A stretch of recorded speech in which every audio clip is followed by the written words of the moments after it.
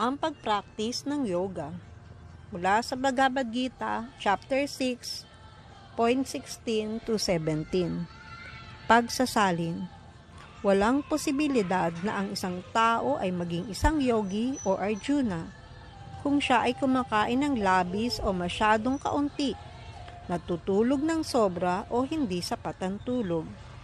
Inirerekomenda dito ang regulasyon sa pagkain at pagtulog para sa mga yogi.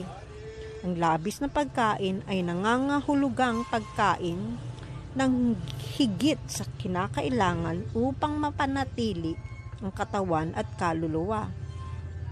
Walang pangangailangan para sa tao na kumain ng karne ng hayop dahil may sapat na supply ng mga butil, gulay, prutas at gatas.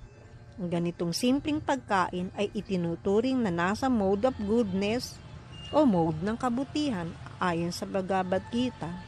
Ang pagkain ng hayop ay para sa mga nasa mode of ignorance o mode ng kamangmangan.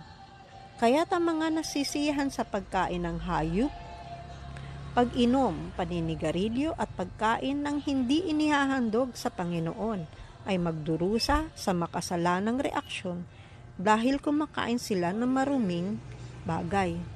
Ang sino mang kumakain para sa kasiyahan ng pandama o nagluluto para lamang sa sarili nang hindi inihahandog ang pagkain sa Diyos ay kumakain lamang ng kasalanan. Ang isang kumakain ng kasalanan at labi sa kanyang kota ay hindi makakaganap ng perpektong yoga. Mainam na ang isang tao ay kumain lamang ng mga natirang pagkain na inihandog sa Panginoon.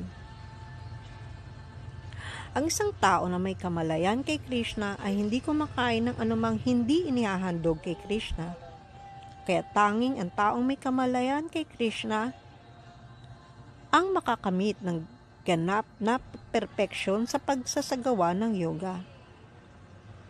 Hindi rin maaring mag-yoga ang isang nag-aayuno nang wala sa lugar o gumagawa ng sariling proseso sa pag-aayuno. Ang taong may kamalayan kay Krishna ay nag-aayuno ayon sa inirerekomenda ng mga kasulatan. Hindi siya nag-aayuno o kumakain ng higit sa kinakailangan, kaya siya ay may kakayahang magsagawa ng yoga. Ang kumakain ng higit sa kinakailangan ay madalas na managinip habang natutulog at kailangang matulog ng higit sa kinakailangan. Hindi dapat matulog ng higit sa 6 na oras bawat araw. Ang sino mang natutulog ng higit sa 6 na oras sa 24 ay tiyak na nasa impluwensya ng mode ng kamangmangan. Ang isang tao na nasa mode ng kamangmangan ay tamad at mahilig matulog ng labis. Ang ganitong tao ay hindi maaring magsagawa ng yoga.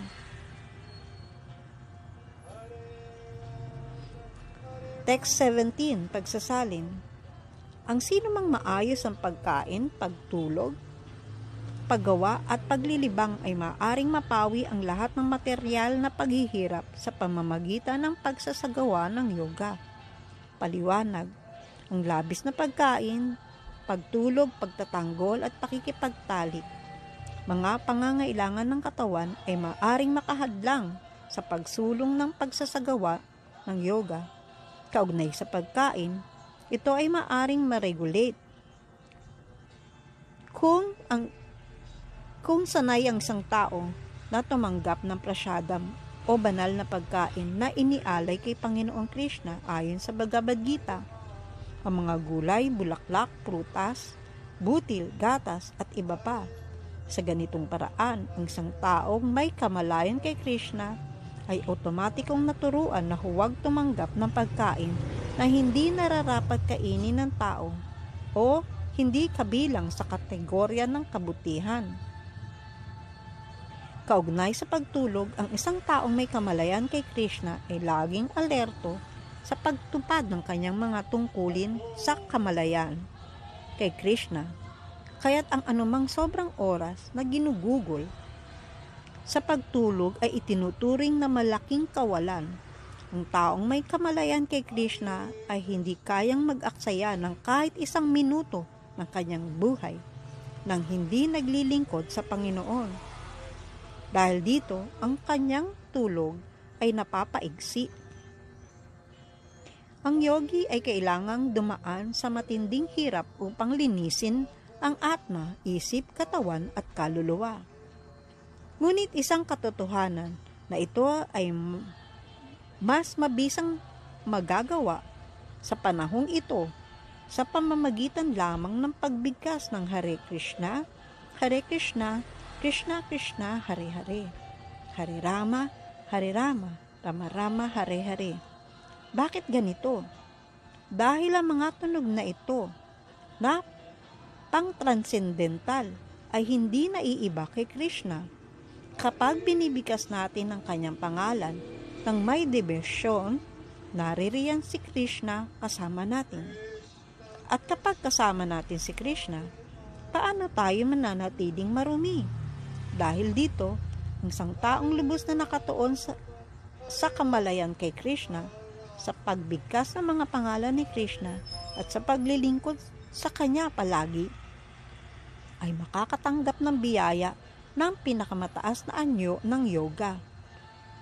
Ang kalamangan nito ay hindi na niya kailangan dumaan sa lahat ng hirap ng meditasyong proseso. Ito ang kagandahan ng kamalayan kay Krishna. Haribol!